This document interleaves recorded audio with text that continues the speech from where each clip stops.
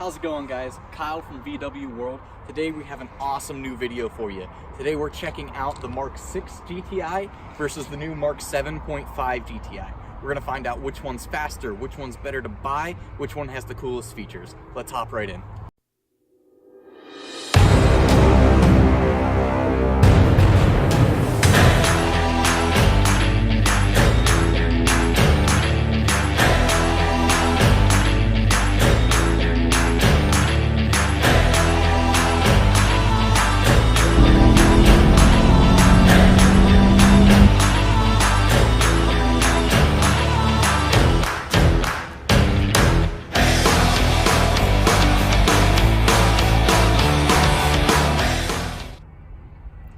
Alright guys, so just like we said, we're checking out two cars today. The first one that we have for you is the mk6. It is a 2014 model with about 28,000 miles on it, so you can expect some wear and tear, but overall I think it's going to be a good comparison compared to the mk7.5. So guys, the second car that we have for you is this brand new 2018 mk7.5 GTI. Now this one, it's going to be about double the price of the used one. You can see this one's coming in about $33,400. So yeah, it's up there in the price point, but you get a lot of new stuff. Let's check out the main differences.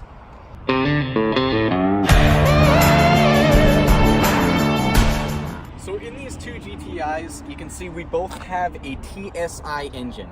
Now for those of you that don't know, that means turbo straight injection. Both of these cars are going to have a 2.0. Main difference comes into the power. You can see in the mk6, you're going to have 200 horsepower on the turbocharged motor with about 207 pound-foot of torque.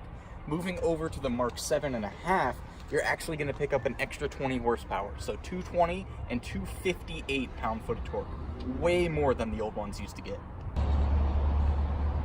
So you guys, one of the biggest things is going to be the design of these vehicles. Obviously, there's a big gap in age with these. So you can see on the 2014 model, they pick up the 18-inch Cerrone wheels with the obviously painted red caliper.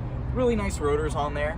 But whenever you move over to the mk7.5 on the 18-inch Dallas wheels, you can see bigger calipers. They now say GTI and the rotors are larger.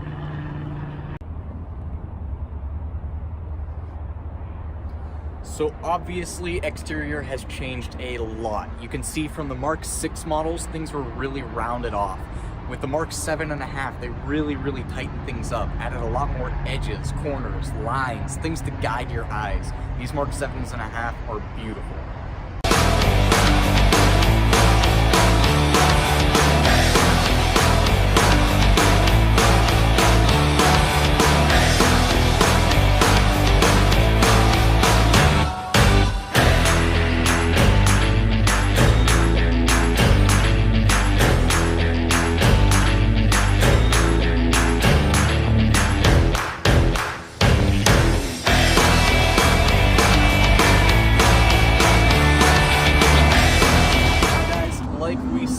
Pricing on these, you're looking about double for a new one.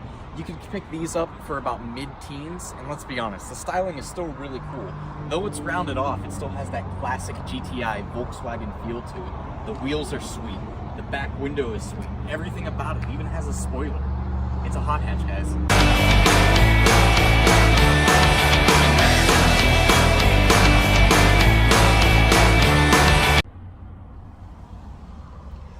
So guys, taking a look at the interior here, it's a 2014 model, so yeah, it's going to feel a little bit older. But looking around, I mean, everything seems to still be in good shape. All the plastics are nice and together. There's not weird sounds coming from out of it. All the stitching on the seats, it's not really tearing up. We don't really notice any stains, so luckily the previous owner was good to it. Technology-wise, you still have Bluetooth, satellite radio, heated seats, which is huge for a lot of people. Even auxiliary input.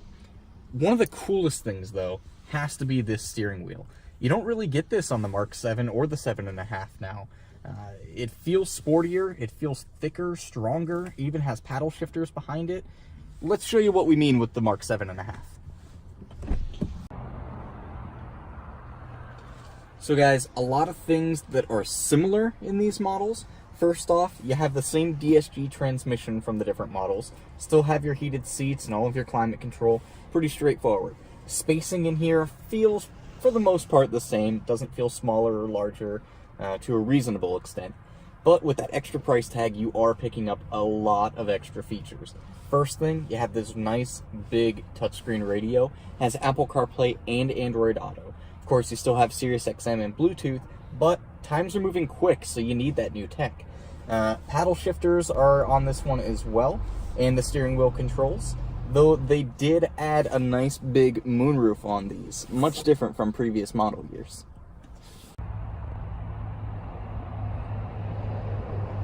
So guys, performance is going to be huge on these. The mk7.5 runs off of the MQB platform, where the mk6 will not. Let's hop in, find out what they can really do.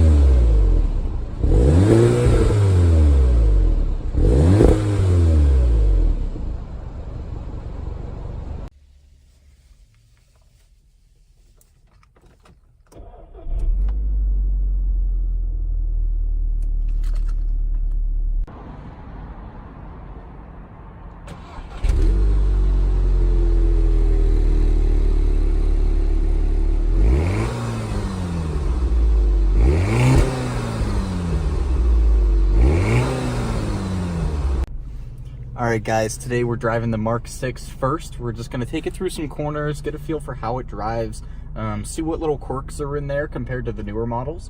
We'll check in a bit with the mk7.5 just to see how things compare.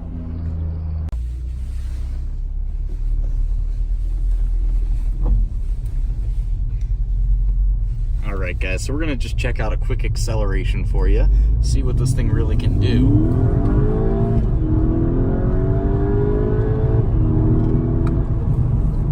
That's just in a normal 2.0 turbo with the DSG. We didn't notice any aftermarket mods or tunes on this thing, so realistically, that's actually pretty good.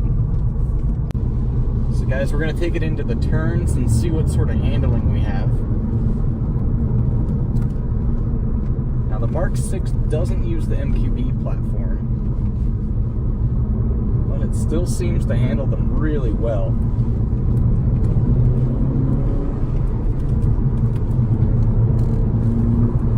That's a lot of fun.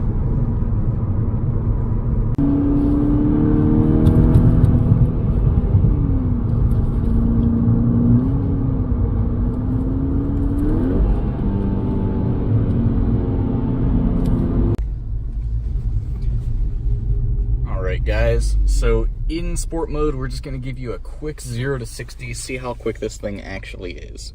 So we'll take it up a little bit and here we go. A little bit of torque steer there. Not a bad 0 to 60 at all, guys. This thing's pretty quick.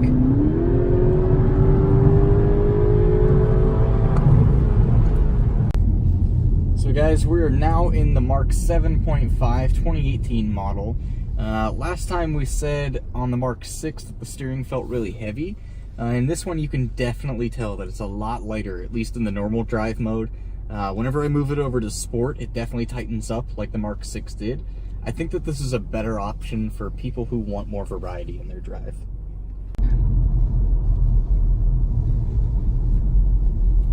So guys, we're in the same spot as last time. We're going to start at the top of this little bunny hill here. I think I was going about 8 to 10 on the mk6. So we're just going to do a little bit of a roll-on acceleration. You can tell shifting is a lot snappier in the newer model. Alright guys, into the corners in drive mode. Let's check out the handling. This one does have the MQB platform, so I'm suspecting it'll be a little tighter.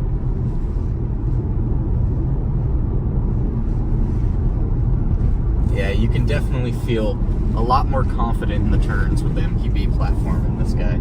Could just be it's a newer car as well, but I think it's MQB. Alright guys, so we put it in sport mode. We're going to do a couple more of these turns and just see what it feels like in sport, if it made a difference.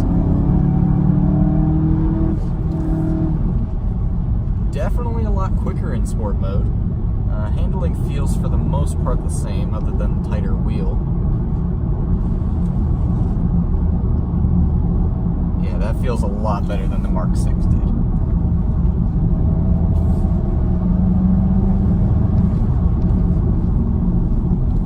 Yeah, you can hug the turns a lot tighter in the Mark 7.5. It's just a matter of if you want to spend twice the amount of money for it.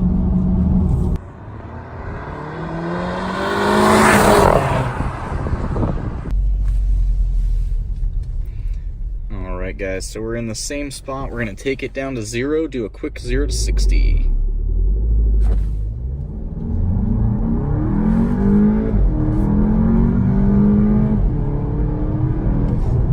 Right off the bat, I noticed no torque steer on this one. They must have changed something.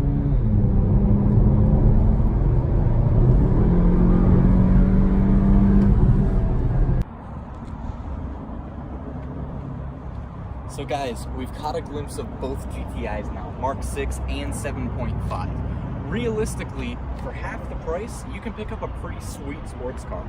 But we want to know from you, which one do you go with? The Mark 6 or the Mark 7.5?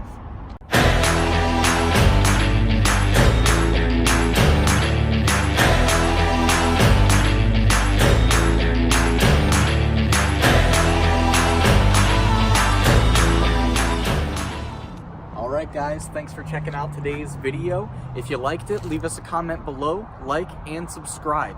Don't forget to check out our Facebook as well. You can find us on Instagram, vw.world.